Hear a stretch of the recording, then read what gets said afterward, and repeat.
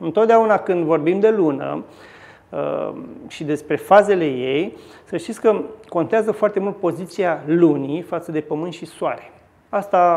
Poziția asta generează fazele lunii. De exemplu, când avem lună nouă, este momentul când luna este între noi și soare.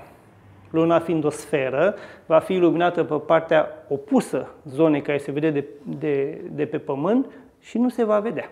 În plus, atunci când e lună nouă, luna este pe cer în timpul zilei și nu o poți vedea oricum, chiar dacă ai fost o fază subțire, tot nu s-ar fi văzut ziua, însă aia este lună nouă. Avem pământul, luna și soarele. Luna nouă se produce destul de rar, pentru că pentru a fi 0% faza lunii, 0 iluminare, ar trebui ca luna să fie fix în dreptul soarelui. Adică numai la eclipsele de soare, când luna trece peste soare, avem o fază a lunii 100% lună nouă.